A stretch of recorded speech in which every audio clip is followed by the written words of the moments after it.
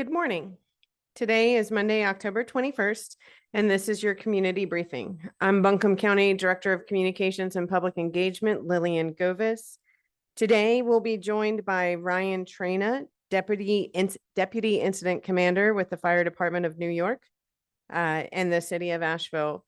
We'll also start, as we normally do, with County Manager Avril Pinder, but I do want to provide a quick update on the landfill, transfer station, and waste pro trucks. Landfill is open this week, Monday through Friday from 6 to 6, extended hours, Saturday from 7 to 3 with normal tip fees. The transfer station is open from 7:30 a.m. to 4:30 p.m. Monday through Friday. And Saturday, 8 from 1. Normal charges are back at the transfer station. No commercial vehicles are allowed at this time at the transfer station. Waste Pro trucks will be out in the community on Monday at Lester Elementary, Tuesday at the AB Tech Inca campus, Wednesday at the Owen Pool, Thursday at Ingalls Fairview, Friday at the North Buncombe Pool. Those hours are 8:30 to 3:30 for household bag trash only for those Waste Pro trucks this week, in addition to their regular service routes that they will try to run. And finally, curbside management accepts recyclable drop-offs at their location, 116 North Woodfin Avenue, from 8 a.m. to 4 p.m. Monday through Friday. We'll turn it over to County Manager Avril Pinder.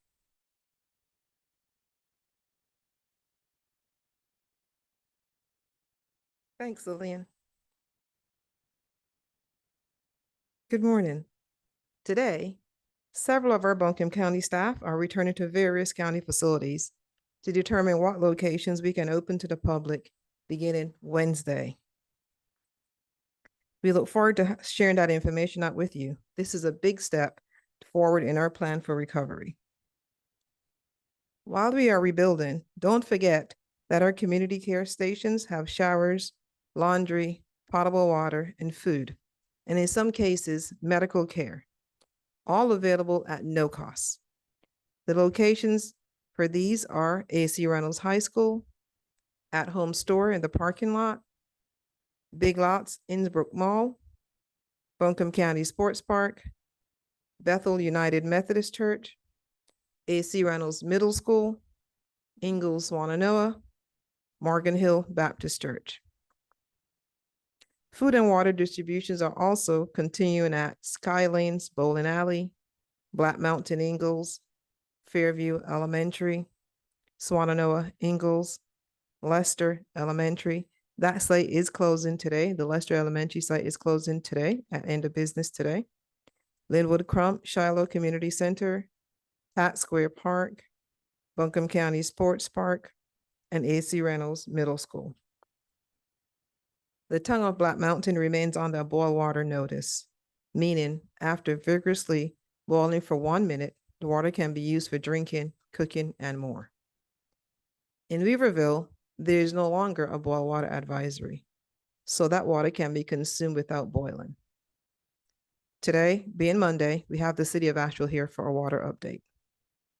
As of this morning, 134 Duke Energy customers in Buncombe County remains without power. 85% of Spectrum customers have seen their services restored, and about 12,000 remain offline.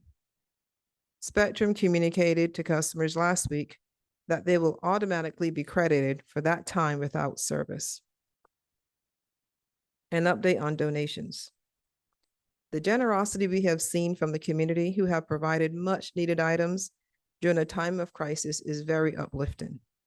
Currently, we are working on distributing the items we have received, so we are no longer receiving goods. If you're able, the best way to support is through monetary donations to organizations such as United Way of Asheville Buncombe County and the Community Foundation of Western North Carolina's Disaster Response Fund, as well as the other community partners who have joined us on these briefings. Early voting. Early voting continues this week from 9 a.m. between 9 a.m. and 5 p.m. The ballot is very long, but you can view a sample at www.buncombecounty.org/vote. so you can see everything that's included. You can also check the weight map before heading out to vote. Our voting location sites include Black Mountain Library, East Asheville Library, Anchor Candler Library, Fairview Library, South Buncombe Library, West Asheville Library, the Leicester Community Center, Weaverville Community Center, Dr. Wesley Grant Southside Center, and UNCA Health and Counseling Center. Our parks. We've had several questions about reopening parks. So today we're reopening 2 parks. Following safety evaluations, North Buncombe Fields and Harmony Valley Park reopens today. All other Buncombe County parks remain closed. Thank you for your patience. We will update and give you more reopening parks as they become available. DSNAP, or Disaster Supplemental Nutritional Assistance Program. I want to end on this very important piece of information about recovery in our community. If you have been financially impacted by the storm, you're eligible for help buying food through the Disaster Supplemental Nutrition Assistance Program, or DSNAP. But there is a deadline for this. That is Thursday, October 24th. Even if you did not receive SNAP benefits before, you should apply. You can do this in person at Buncombe County Health and Human Services, located at 40 Cox Avenue in Asheville, between the hours of 8 a.m. and 4 p.m. Or you can begin the application process online by pre-registering at epass.nc.gov. That is epass, epass.nc.gov.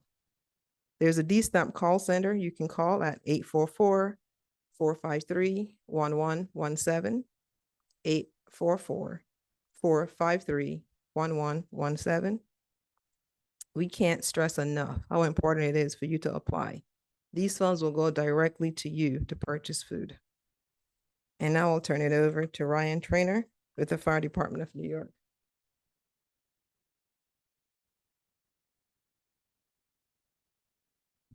Okay, thank you, Avril. Good morning, everyone. My name is Ryan Trainer, and I am the Deputy Incident Commander for the FDNY Incident Management Team. So let me give you a brief update to where we've been. Our team's been on the ground for the past 19 days, assisting Buncombe County in the coordination and allocation of resources following the recent storm. First and foremost, I want to extend my deepest gratitude to all the emergency responders, local agencies, community members for their tireless efforts in the recovery process. As we move into the 4-week post-storm period, I'm here to provide some context regarding the planned reduction of fire and EMS resources.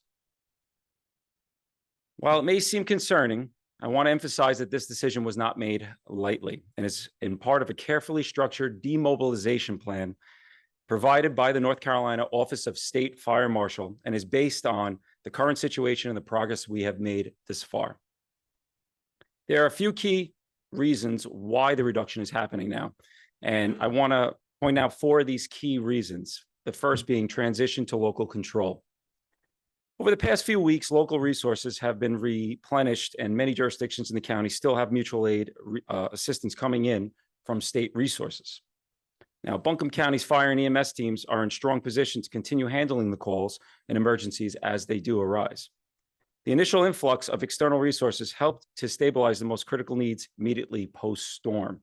And now the local agencies can resume their normal operations more fluidly. So I want to speak to the reduced call volume. As time has passed, the volume of emergency calls has significantly decreased. The majority of immediate threats, such as rescue missions, medical emergencies, and hazardous conditions, has been addressed. This allows us to scale back the outside assistance without compromising the safety. I want to speak to infrastructure stabilization. Thanks to the dedicated efforts of our teams, the region's infrastructure has seen notable improvements. We heard about some of them earlier from the county manager. Roadways are largely cleared, power has been restored to much of the county, and critical services are coming back online. This stabilization reduces the need for large-scale external support. I want to speak to sustainability. Keeping large numbers of external resources in place for prolonged periods can strain logistical support systems. By reducing our footprint now, we ensure that the remaining teams can operate more efficiently and sustainably, allowing us to focus specific areas that still need attention. Now, specifically, I want to talk about the resource and mutual aid update. Through strategic backfill efforts, increased water supplies, and effective management of call volumes, we have been able to reduce the overall footprint of the emergency responders needed on the ground here in Buncombe County. However, we are still relying on critical mutual aid support from the North Carolina Office of the State Fire Marshal to assist in various departments. As of this morning, I can report to you the areas that we're still receiving active mutual aid, and that includes Reynolds. We have mutual aid support through November 2nd. In the Riceville District, we're receiving 2 engines through October 31st. In Fairview, 3 engines providing backfill support through October 24th. In Swannanoa, 2 crews assisting through October 25th. And in Black Mountain, we have approximately 11 personnel backfilling through October 25th. Additionally, in the North Carolina Forest Service is providing critical assistance with 2 6,000-gallon tankers positioned near Swannanoa. Asheville has positioned 3 tankers on standby, providing a total capacity of 4,000 gallons of fire support. Now, these tankers are available to ensure reliable water supply in the event hydrants are compromised during operations. The state is actively supporting certain departments in the county, specifically because they are paid departments. In contrast, the volunteer departments are receiving support from neighboring county departments through mutual aid agreements. I want to speak to the EMS resource adjustments that we've made. While EMS resource requests were handled separately by North Carolina Office of EMS, we've identified areas where we can return some of those ambulance assets. As a result, we have demobilized our advanced life support ambulances down from 31 down to now 20 moving forward. Of these, 10 ambulances will be staffed during the daytime hours, 9 and 10 during the nighttime hours. This adjustment is due to the reduction in call volume, improved road access across the county. Now, our team will continue to monitor the situation closely, and rest assured we are continuing that. We will remain ready to respond if new challenges do arise. I want to stress that this reduction does not mean that help is disappearing. Let me stress that. Rather, we are entering a new phase of recovery where local services take the lead with our ongoing support where it is necessary. In closing, I want to thank the residents of Buncombe County for their resilience. Your collaboration with emergency personnel has been invaluable in helping us all recover together.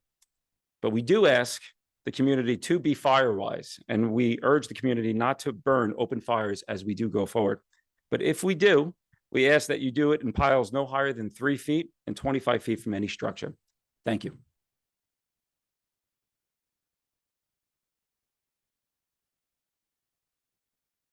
Next, we'll turn this over to Asheville City Manager Deborah Campbell.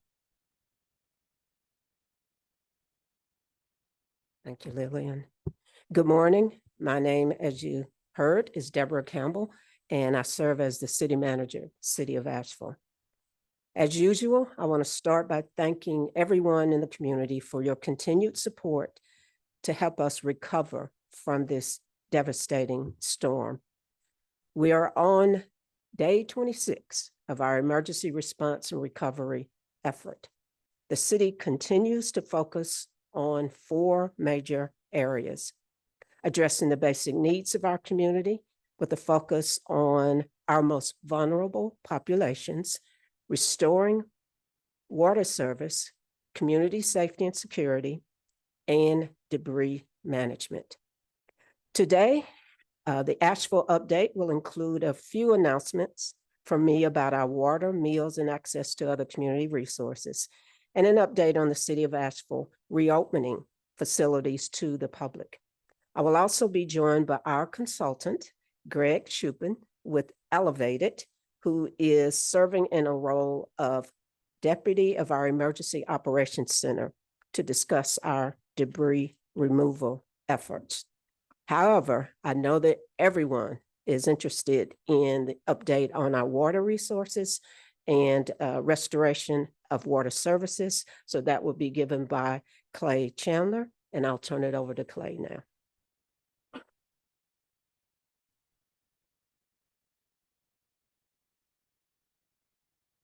All right, thank you, Mrs. Campbell. Okay.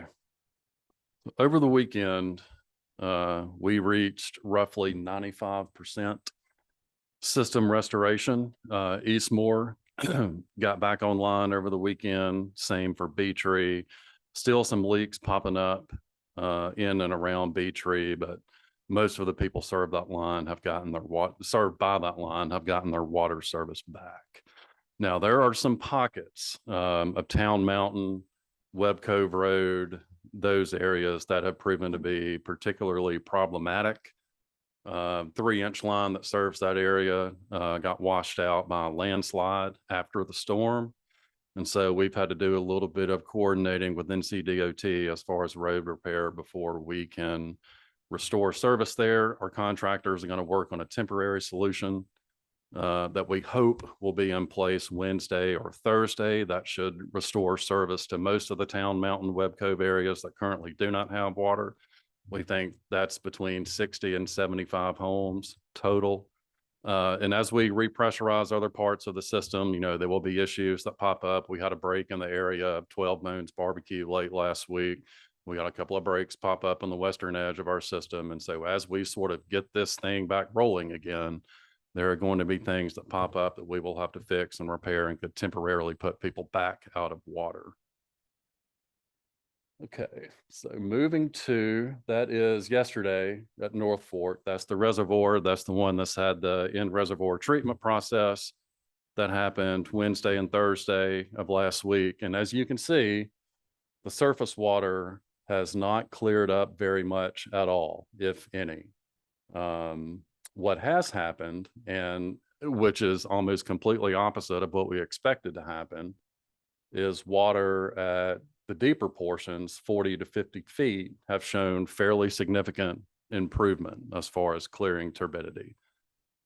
There's another picture, kind of shows the same thing. And so, like I said, we figured once we did this treatment process that the water in the lake would clear from the top down. The exact opposite is happening. It is starting to clear from the bottom up. And so I know everybody was curious about the curtains, and we expect those to be in town Thursday or Friday. Will be a little bit of an installation and an anchoring process to get those wrapped around or wrapped in a 500-foot circle around our intake. And we are pretty confident that by a week from today, we will be doing a second round of that in-lake treatment process. Still no timeline, or at least an accurate one that we can provide as far as when that lake will clear up and we can treat the water and push it through our filters and all of that. But we are certainly hopeful that the second round of treatment will, you know, sort of push the ball down the court as far as that reservoir clearing up. Back to the map, I want to make a couple of points. But we know this has been difficult for everybody. Like Mrs. Campbell just said, we're on day 26. Some people still don't have water back.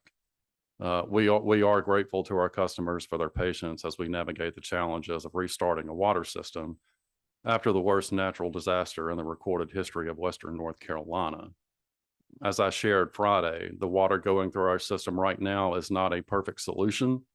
And if we had our way, we would be delivering our normally pristine water to all of our customers. And we're certainly working around the clock to reach that point. My update today is very brief. I know you all will have questions after, but for now, I'm going to turn it over back to Mrs. Campbell. Thank you, Clay. So I'm going to start just briefly with water distribution update. Although we are making tremendous progress in restoring city services, it is important to note the distribution of drinking water and meals ready to eat still remains critical. Over the weekend, we hit a milestone of getting 1 million bottles of water into the hands of our community. We continue to distribute water and meals ready to eat, MREs, through our community care stations, water distribution sites, and our focused deliveries. County Manager Avra Pendle identified these locations in her remarks, so I won't be repeating those locations. Our curfew. As I announced last week, and thanks to the around-the-clock work of city staff, our utility partners such as Duke and many local, county, state, and federal agencies that are providing support. The citywide curfew is being lifted today. City offices reopening. First, the Asheville City Council will hold their next business meeting tomorrow, October 22nd at 5 p.m. The meeting will take place at City Hall. Those wishing to join the meeting can do so in person. The building will open at 4:30 p.m. Or you can join on the city's YouTube channel or on Spectrum Channel 193. As I stated, we are trying to reopen city offices to the public, and that will happen this Wednesday, October the 23rd. This, however, does not include city recreation facilities such as recreation centers and those managed by our community and regional entertainment facilities department. For more information about city recreation centers and facilities managed by our community and regional entertainment facilities department, please visit the city's website at asheville.nc.gov. While the majority of previously scheduled programs and events are still postponed, there are 2 events that will be taking place this weekend related to our centers. And before I mention that, as I announced on Friday, over 48% or 32 parks have opened. For the most up-to-date list of open parks, please visit our website at asheville.nc.gov/parks. Mentioning the 2 items or events that are happening this weekend. The Haunted Parking Lot on the Hill Trunk or Treat event will take place this Saturday, October 26th from 4 to 6 p.m. at Stevens Lee Community Center on 30 George Washington Carver Avenue.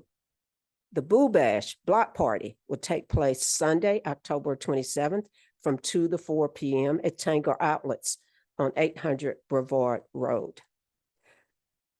I'm also happy to share that the after-school program run by our Parks and Recreation Department will return from 3 to 6 p.m. Monday, October the 28th. This programming is for students who were previously enrolled in our after-school programming. For more information about these events and additional programming, please visit asheville.nc.gov/parks. Our AVL alert. We've heard a lot, and a lot of it were mostly complaints, that there's been some frustration with the daily AVL alert messages going out to Asheville water customers as we continue to bring the entire water system back online. These daily boil water notices are required by the Environmental Protection Agency as long as we are under a boil water notice. We appreciate your understanding of the necessity of these critical messages. These alerts are sent in both English and Spanish to ensure we reach as many members of our community as possible. And now another touchy subject, storm debris management. We are aware of the concern that many have expressed about the location of sites that were initially chosen to manage storm debris. I want to emphasize that the safest thing we can do for our environment, our economy, and our community is to remove storm debris from our homes and business areas as quickly and as responsibly as possible. There is and continues to be a sense of urgency about debris removal. The longer storm debris remains in our neighborhoods and business areas, the longer we are living with fire and safety hazards. We want our neighborhoods to be safe, and we want our businesses to be able to reopen as soon as possible. Last week, I shared the activation of 3 temporary storm debris management sites, Roger Farmer Park and 65 Ford Street in West Asheville, and the front 9, of the municipal golf course in East Asheville. These are sites we were able to activate quickly because they are city-owned properties, and I assured they will not be the only ones that will be activated. Since last week, we have secured an additional site at Inca Commerce Park in West Asheville. The Inca Commerce Park site will now be the main site where storm debris will be taken to be staged, grinded, compacted, and prepared for hauling out of the city. No additional debris will be taken to 65 4th Street, and none will be taken to the municipal golf course site while we continue to look for and secure additional sites. However, security and site prep measures such as fencing and access for heavy machinery will continue on the front line of the municipal golf course and at the 65 4th Street site, so they are ready to be reactivated if needed. I am stressing only if needed. While it was originally permitted, Roger Former Park in West Asheville will not be used as a debris site. Our debris removal strategy will continue to be dynamic, and we will keep pivoting when possible as we are able to secure additional sites. We want to have as few impacts on neighborhoods and business areas as possible. We will continue to diligently monitor the temporary sites to ensure environmental regulations are met, and safety, I repeat, and safety will remain at the forefront of every decision we make. We also remain committed to outreach and information sharing with residential and business neighborhoods proximate to any of the temporary sites. Now I'd like to introduce our consultant serving in the role as Deputy Emergency Operations Center Manager, there's a lot, Greg Shuping, to share more information about actually what happens at these temporary sites. Greg.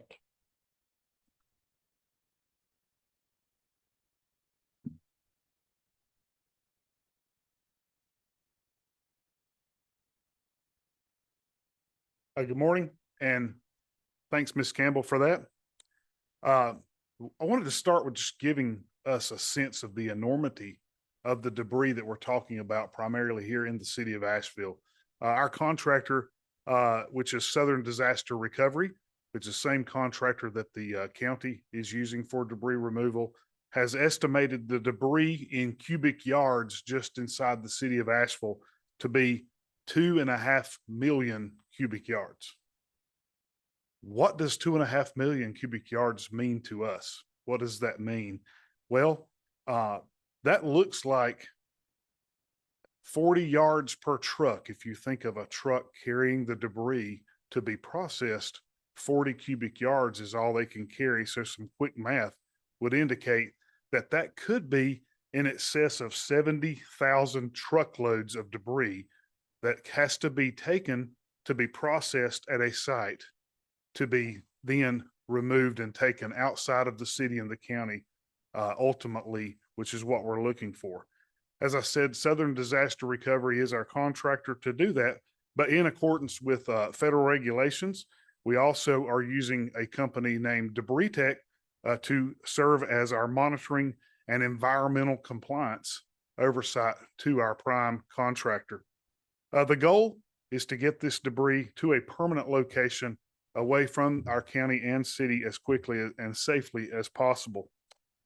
So what really happens at these sites, and how many trucks does it take, and how quickly can we get this debris cleaned up?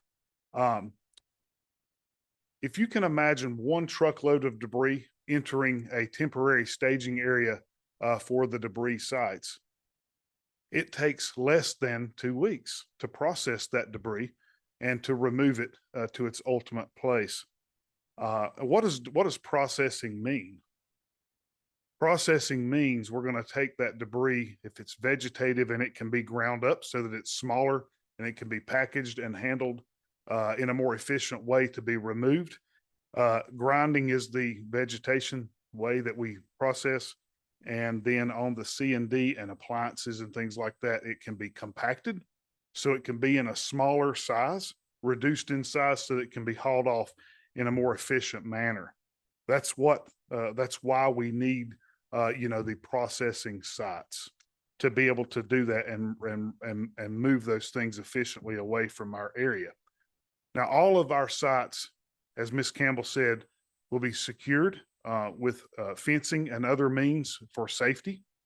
Another key point about our sites is that any hazardous materials would never be brought to these temporary staging areas.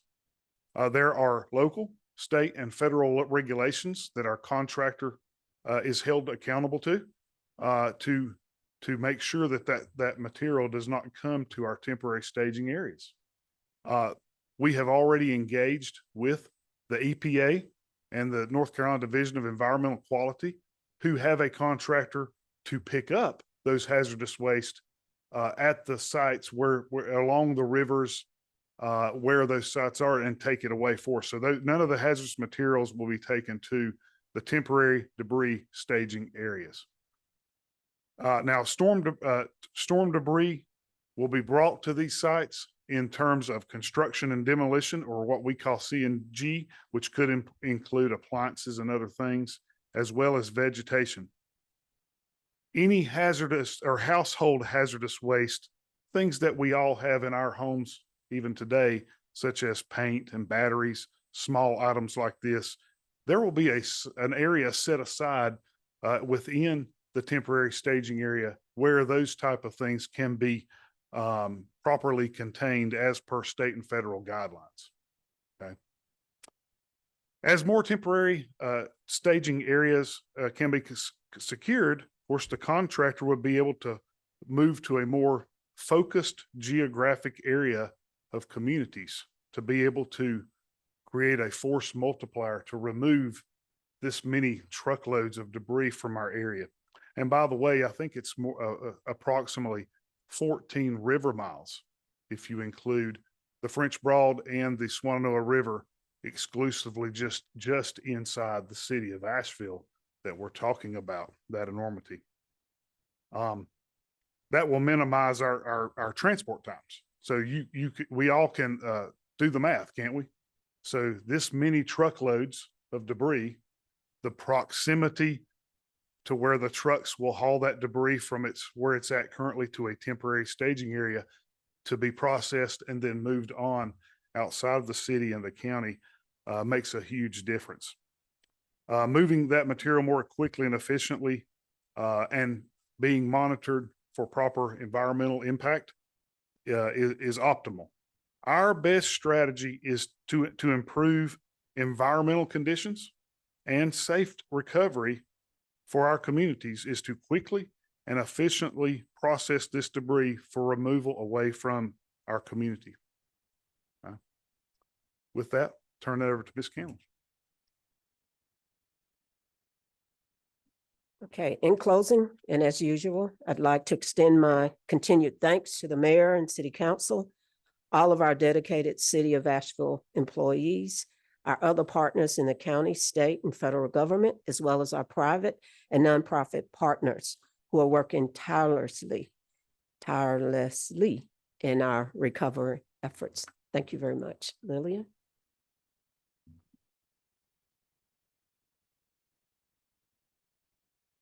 Thank you. Just now I just got an email from the DMV letting us know that the Asheville driver's license office on Patton Avenue has reopened just this morning. So good news if you're looking to get that driver's license, and we will have them on a future update. Reminder that tomorrow, Tuesday, October 22nd at 6 p.m., there will be a candlelight vigil to remember all that was devastated and lost by Hurricane Helene. That is at 6 p.m. at Pack Square Park on Tuesday, October 22nd, downtown Asheville. And everyone is invited. At this point, we will turn it over to questions from the media who are on a separate Zoom link and not on the Facebook chat. Hi, this is Will Atwater with North Carolina Health News. I had a question about the debris cleanup. I was trying to understand, just to clarify, if when we're talking about the combination of both vegetative and construction and demolition debris that will be processed. So I just wanted to clarify that. And then secondly, do we have, can you share what locations outside of the community, are you targeting to, dispose of this debris? What landfills outside of the community? I'm seeing Mr. Shuping come back up here. Hold on one second, Will. Okay, thank you.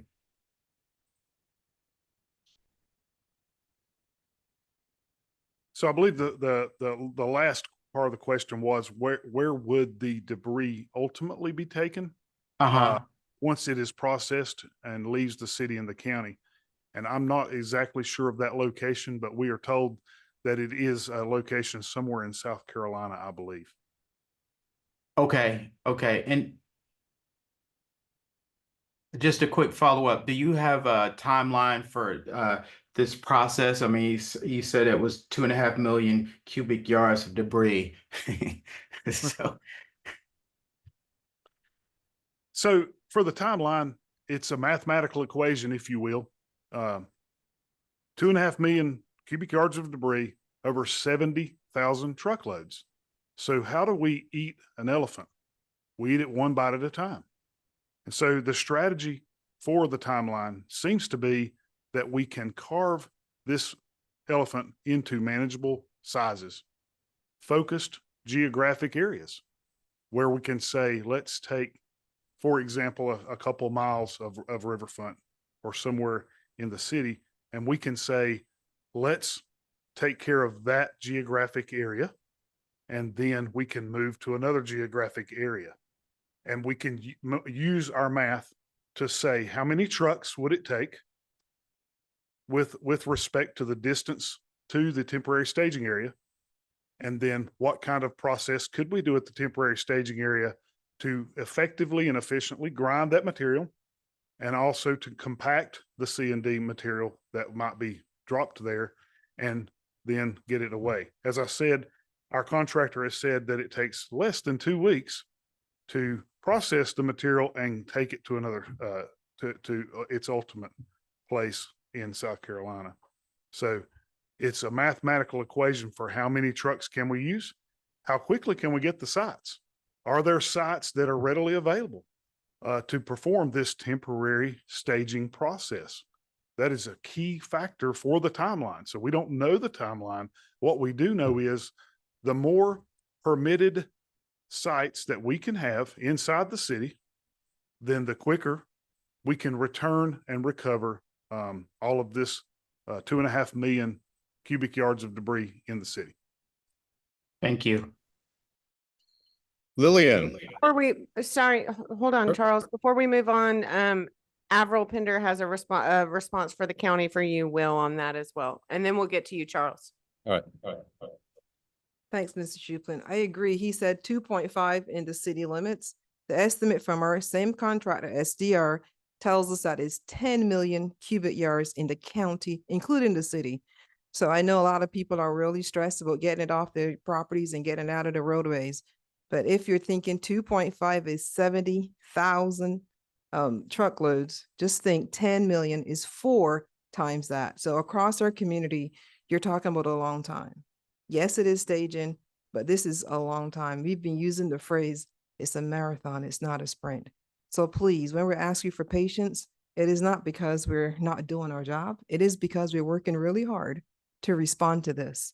If you notice across the state, the governor is telling you this is the worst disaster in North Carolina history. I survived Florence. I worked for New Hanover County during Florence, which is in 2018. And the debris did not leave New Hanover County for 4 years.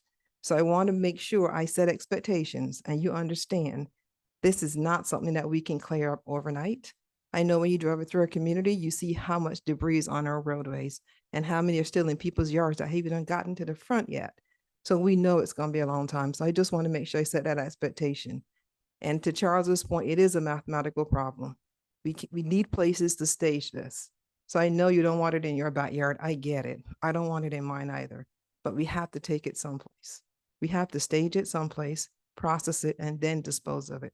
So please understand when we tell you it's going to be a long time, it's going to be a long time. 10 million cubic yards across our community is a lot of trees, a lot of debris that we need to dispose of. Thanks, Helene. And we did have a request from our folks in solid waste, a reminder, if you are transporting materials to our transfer station, our landfill, please be sure to cover that load so that it doesn't end up on the roadways. We are seeing that. We know we want to get things to the landfill where we can, but please make sure to cover that load. All right, Charles. Yeah, Lillian, just a quick question or comment. If you'd confirm, please, the startup schedule for Buncombe County Schools for this Friday and for next Monday. I don't have that email pulled up right in front of me, but parents should go to the Buncombe County Schools website and the Asheville City Schools website for that information. Okay, just want to make sure parents are clear about delays and whether it'll be a fully normal schedule by Monday or not.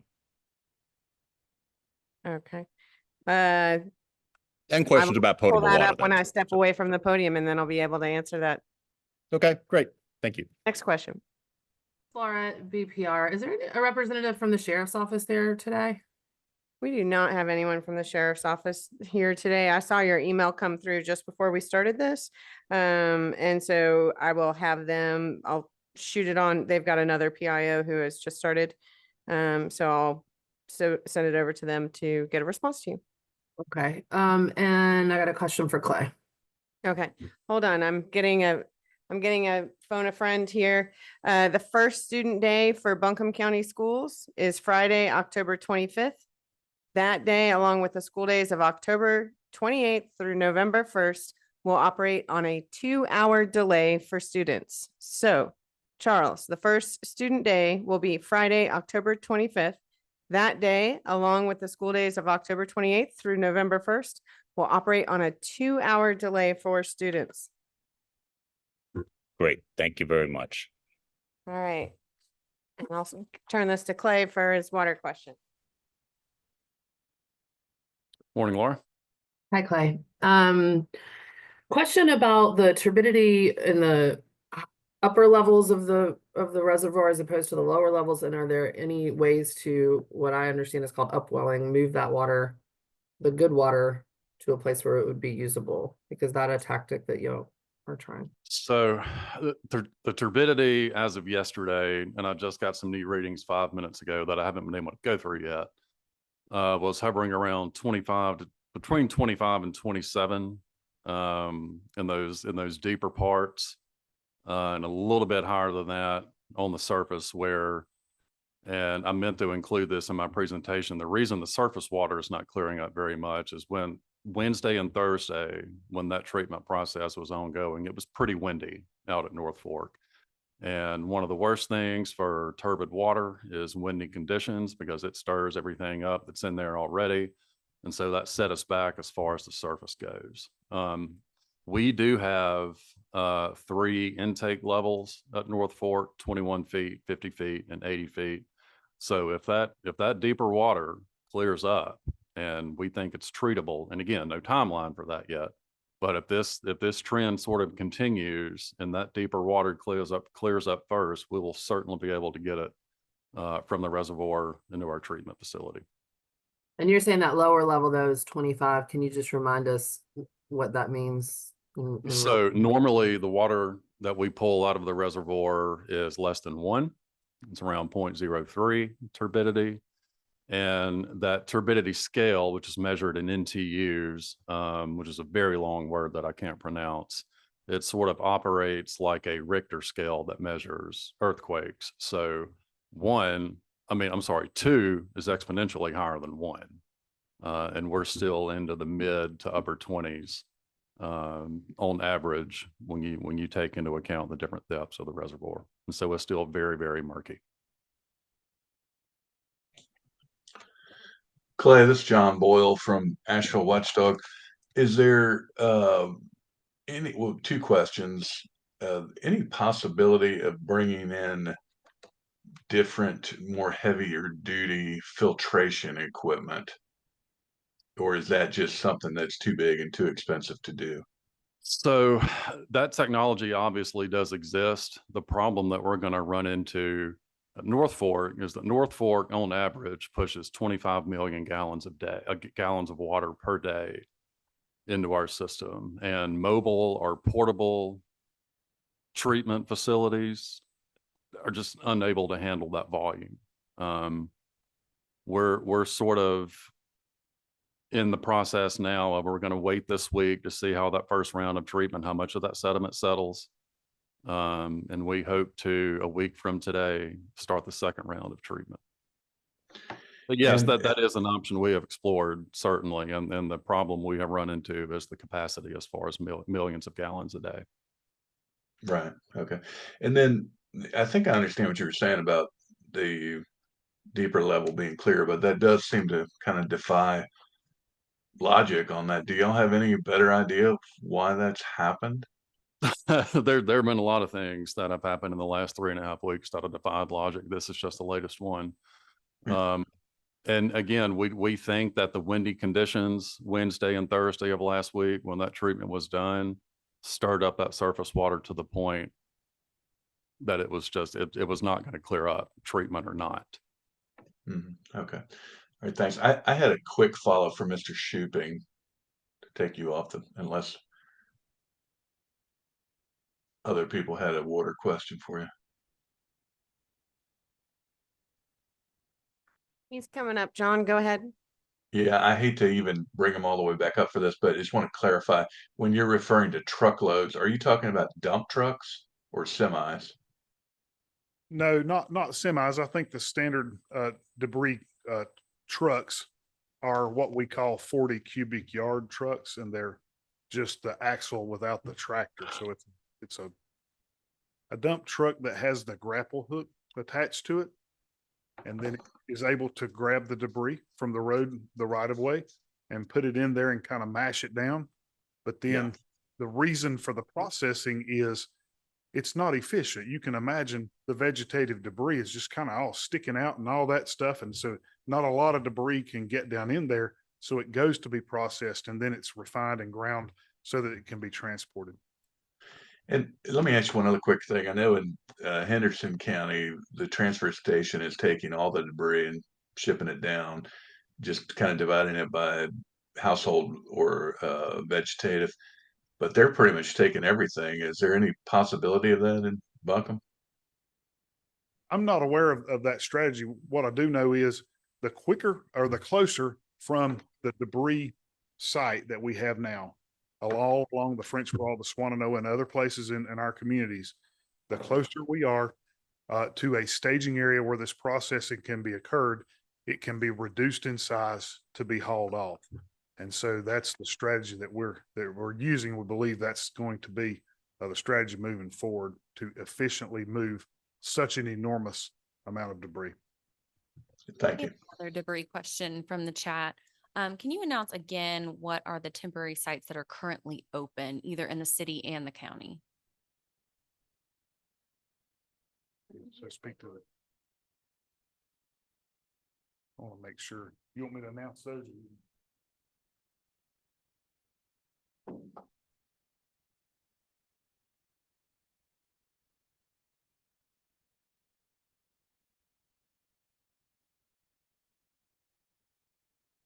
Okay, hold on 1 second. We're going to let the city go first. I want to make sure I'm clear here. I think the Inca Commerce Park is our primary site as of now. And then we are establishing the Ford Street and the municipal golf course as other sites, but we continue to look for other sites. We need many more sites so that we can focus our geographic area down and speed up that process.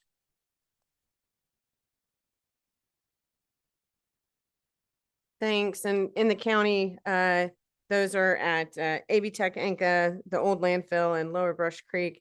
And just a reminder, these are not open to the public. So these are only for the debris management company to utilize. So if you are taking household trash, that needs to go to the landfill or the transfer station during those hours that we covered at the beginning of the briefing. These debris sites are only for the debris company. Anything else in the chat, Angelica? Any other questions from our reporters joining us on Zoom? Yeah, just wondering if there's any response to community concerns about health and safety, environmental impacts, health impacts of these debris sites on the people that, I mean, we're hearing that they're in the places that, you know, are closest to the disaster essentially, and that is also where people have suffered the most. We're seeing lots of concerns in response to that, and wondering if you all have a response about, you know, the health and environmental concerns for the people that live there. I see city managers coming back up. Sure. We have been concerned about the health and safety of the people within our entire community since this storm occurred. In terms of an assessment of the sites, the actual location of the debris sites that were identified, they were all evaluated by environmental quality in terms of the State Department, EPA. This was not done in a irresponsible way. It was done very intentional in terms of meeting environmental standards and environmental justice.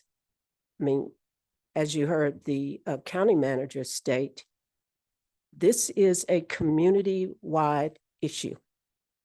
And debris management is something that, as she said, we don't particularly want it in our backyard. But if it is, it will be done in a manner that is safe. And as I stated earlier, safety is the primary concern. You know, we have an issue from an environmental perspective, whether it is on the street or in an adjacent lot. Safety is still an issue. And I hope that that responds to your question, unless you have a follow-up. No, just wanted you all to have an opportunity to address those concerns. Thank you so much for the question.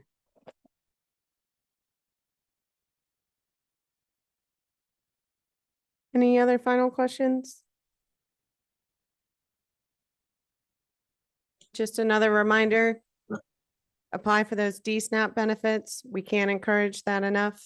And also be sure to take advantage of our early voting locations. All 10 of those are open 9 to 5 every day this week. It looks like Angelica has a question from the chat. From John Boyle in the chat, what is the level of federal disaster workers in Buncombe County right now? At one point, there were over 1,000. Where do we stand now? I don't have that number at my fingertips, John, but when I get back to our emergency operations center and wade through all of the federal emergency responders who are there, I will follow up via email and get you that number. Thank you. All right. Looks like that's all the questions we have for today. We will be back again tomorrow, 11 a.m., and we'll continue this schedule through Friday this week of the 11 a.m. community briefings. I just want to say thank you. Catalina and I were out for a walk in Weaverville yesterday, and we got flagged down by a car of people who recognized Catalina and us from the county and appreciated this information. And so that was very reaffirming. We want to make sure we're getting information to the community that is beneficial. So appreciate that. Thank you very much. We will see you again here tomorrow at 11 a.m.